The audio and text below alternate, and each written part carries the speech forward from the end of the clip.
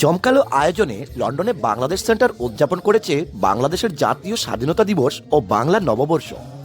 রোববার বিকেল থেকে শুরু হওয়া অনুষ্ঠানটি রাত 10টা পর্যন্ত দুটি পর্বে অনুষ্ঠিত হয়। ঐতিহাসিক বাংলাদেশ সেন্টারে আজকে মহান স্বাধীনতা জাতীয় দিবসের অনুষ্ঠান, সাথে সাথে আমাদের আজকে বাংলা নববর্ষের পয়লা বৈশাখ। এই বাংলাদেশ সেন্টার ঐতিহাসিকভাবে মুক্তিযুদ্ধের সাথে সম্পৃক্ত। সেই বাংলাদেশ সেন্টারের যারা মেম্বাররা যারা এখানে এসেছেন, অনেক গেস্টরা এসেছেন, সকলের প্রতি কৃতজ্ঞতা জানাচ্ছি। We are delighted to welcome all the guests, including all the Bangladesh Center's members and community alike. আমি আমার পক্ষ থেকে বাংলাদেশ সেন্টারের permanent member, life member, general member এবং আজকে যারা এসেছেন সবাইকে আমার অন্তঃস্থল থেকে ধন্যবাদ দিলাম। আমি বাংলাদেশ সেন্টারের পক্ষ থেকে চিফ ট্রেজারার হিসাবে সবাইকে নববর্ষের শুভেচ্ছা জানাচ্ছি।